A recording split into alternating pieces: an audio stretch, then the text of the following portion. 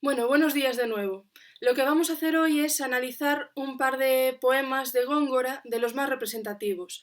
Os dejé en el aula virtual un análisis estupendo de Mientras por competir con tu cabello, que es uno de los sonetos más famosos y conocidos de Góngora, que bebe de la tradición de Garcilaso, del Renacimiento.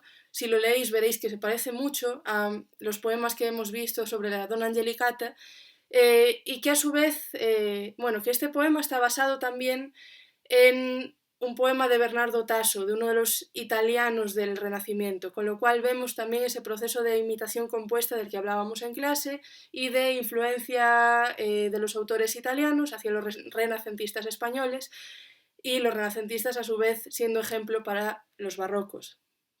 Entonces, tenemos dos poemas a analizar. Uno va a ser un soneto, también muy representativo del estilo barroco y del estilo de Góngora, y después analizaremos un fragmento de la fábula de Polifemo y Galatea, de la que os hablaba en el anterior vídeo, que es desde luego muy interesante. El soneto, en primer lugar, es el siguiente.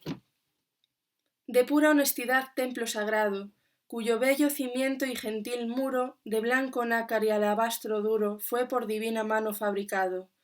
Pequeña puerta de coral preciado, claras lumbreras de mirar seguro, que a la esmeralda fina el verde puro habéis para viriles usurpado. Soberbio techo, cuyas cimbrias de oro al claro sol, en cuanto en torno gira, ornan de luz, coronan de belleza. Ídolo bello a quien humilde adoro, oye piadoso al que por ti suspira, tus himnos canta y tus virtudes reza. Bien, lo primero que tendríamos que identificar es el tipo de estructura métrica que tenemos, el tipo de estrofa, el tipo de composición, ¿de acuerdo? Como ya vimos muchas veces, no me voy a parar mucho, porque esto ya a primera vista os tiene que caer que es un soneto, ¿de acuerdo? Es un soneto clásico, en decasílabo, con sus dos cuartetos y sus dos tercetos. Bien, la temática de este poema, bueno, pues quizás tendríamos que releerlo varias veces porque vemos que nos habla de un templo sagrado, de un cimiento, de un muro, de nácar, de alabastro, de una puerta de coral, de un soberbio techo, ¿de acuerdo? Vemos como un vocabulario, un campo semántico relacionado con la arquitectura. Pero ¿qué está haciendo claramente y qué nos desvela sobre todo el último terceto, si lo releemos con atención? Ídolo bello a quien humilde adoro, oye piadoso al que por ti suspira, tus himnos canta y tus virtudes reza.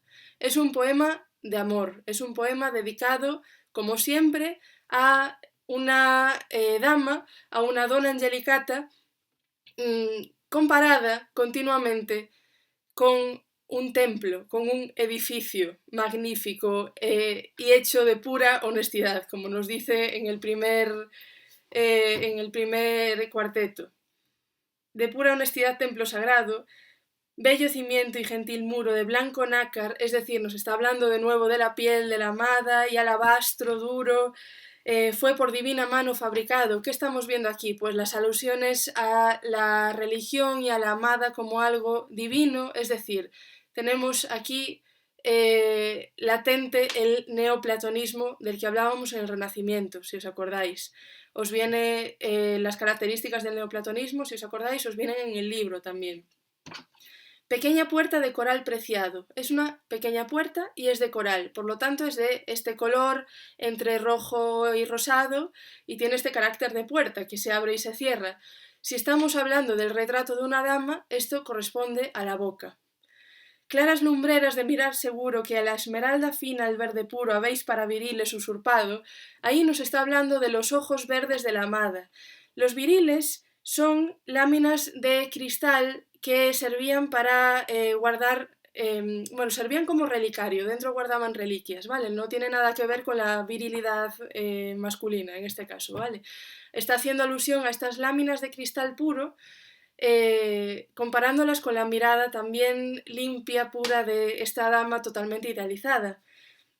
Soberbio techo cuyas cimbrias de oro. Las cimbrias son los armazones que van alrededor de las bóvedas, con lo cual nos está hablando de lo que está más hacia afuera, es decir, del cabello, cimbrias de oro, dorado, como siempre en la Donna Angelicata, ¿vale? Que brillan tanto como el sol, ornan de luz, coronan de belleza a esta dama. Y por último, el último terceto que nos está diciendo, ídolo bello a quien humilde adoro, oye piadoso al que por ti suspira, es un ruego por parte de un amante que está situado en una posición más baja, más humilde que esta dama, completamente idealizada, completamente divina. Con lo cual vemos que es un poema que recoge toda la tradición renacentista y que la transforma a un estilo barroco, es decir, más ornamentado y con unas imágenes más complejas que antes, ¿vale? Tenemos una descripción de una dama oculta tras una supuesta descripción de un edificio, de un templo, ¿de acuerdo? Es lo más interesante que tiene este poema y por lo que os lo quería enseñar. Bien, pues vamos a hablar ahora de un fragmento de la fábula de Polifemo y Galatea, ¿de acuerdo? Es esta fábula, esta historia sobre la bellísima ninfa Galatea, pretendida por el pastor Acis y por el horroroso cíclope Polifemo. Bien, pues esta descripción que vamos a analizar ahora está casi al principio de la fábula, que como ya os dije en el anterior vídeo está escrita en octavas reales y os pongo un poco en contexto. Nos da un contexto geográfico mitológico de dónde se sitúa la historia, en una alta roca con una gruta, ¿vale? Y a partir de ahí empezamos a leer el poema. Guarnición tosca de este escollo duro, troncos robustos son, a cuya greña menos luz debe, menos aire puro, la caverna profunda que a la peña. Caliginoso lecho, el seno obscuro ser de la negra noche nos lo enseña, infame turba de nocturnas aves, gimiendo tristes y volando graves.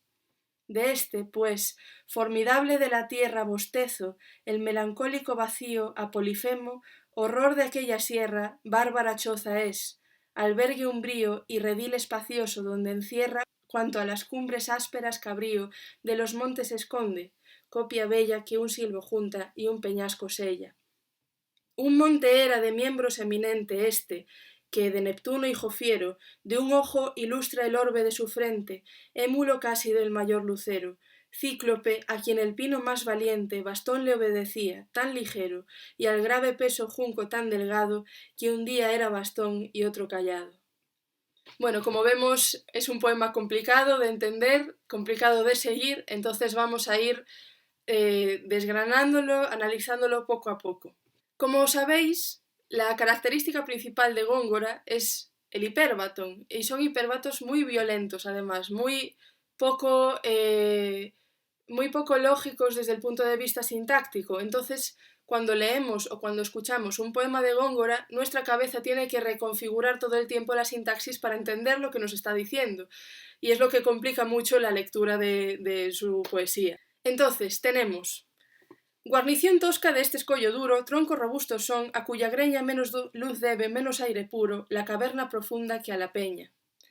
Guarnición tosca de este escollo duro, de esta roca, son troncos robustos. Entonces, de lo que nos está hablando es de un bosque que está rodeando a esta roca en la cual hay una gruta, que es la cueva, que es la guarida de Polifemo.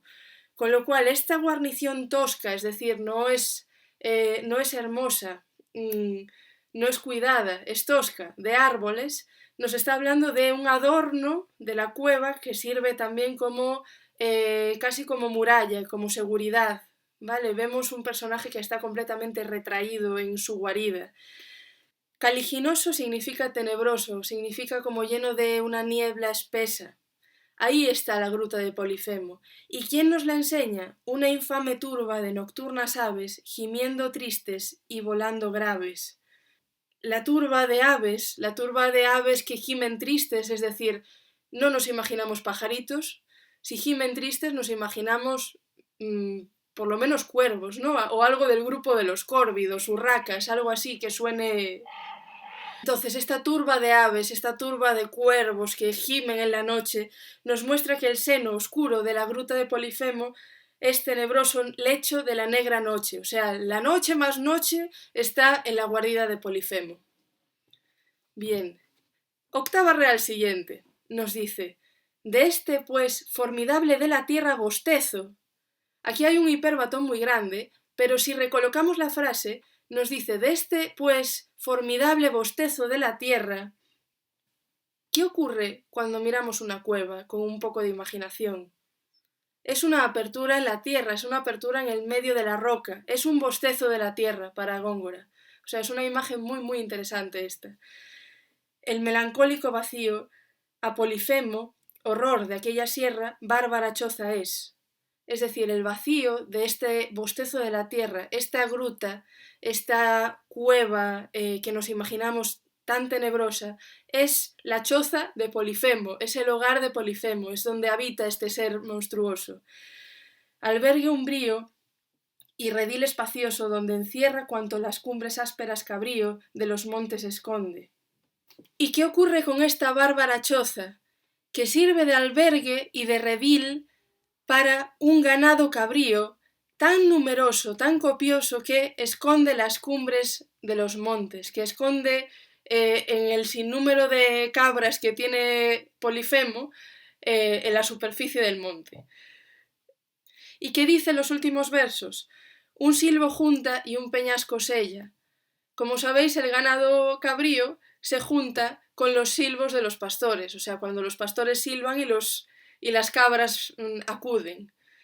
Y Polifemo silba a sus cabras y las cabras acuden, y Polifemo, el cíclope, cierra con su peñasco la salida del ganado. Es decir, Polifemo en realidad es un nada común pastor de ganados, ¿de acuerdo? Es a lo que se dedica.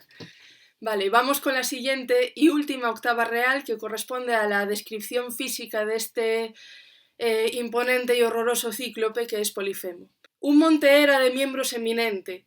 Vamos a reformular ya este hiperbatón. Era un eminente monte de miembros, es decir, un eminente es un importante, un sobresaliente monte por su enormidad de miembros, de cabeza, de tronco, de extremidades, ¿vale? Este que de Neptuno, hijo fiero, o sea, nos recuerda que Polifemo era hijo de Neptuno, de un ojo ilustra el orbe de su frente, es decir, su frente está adornada por un solo ojo, un único ojo, que es lo que caracteriza a este cíclope, émulo casi del mayor lucero, es decir, émulo que se podría comparar casi con el mayor lucero. ¿Cuál es el mayor lucero? Pues el sol. Es decir, nos hace todo el tiempo alusión a la enormidad de este personaje. Cíclope, a quien el pino más valiente bastón le obedecía, tan ligero, y al grave peso junco tan delgado, que un día era bastón y otro callado. Que Polifemo se sirve de un pino que en sus manos, y comparado con él, es tan frágil como un junco, por la enormidad de Polifemo, y le sirve tanto de bastón para apoyarse como de callado, que es el tipo de bastón que se utiliza para llamar a los animales. Es decir, nos está mostrando una imagen de un cíclope gigantesco que utiliza un pino que en sus manos es tan frágil como si fuera un junco.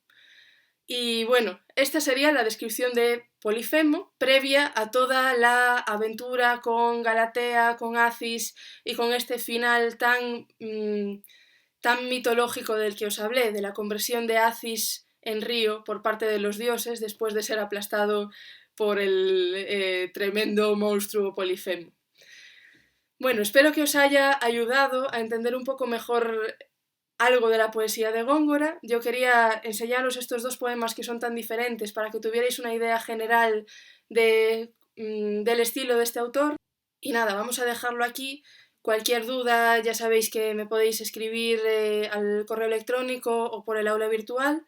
Subiré algún recurso más sobre la poesía de Góngora y enseguida entraremos con Quevedo, que es el siguiente autor que vamos a tratar. Hasta luego.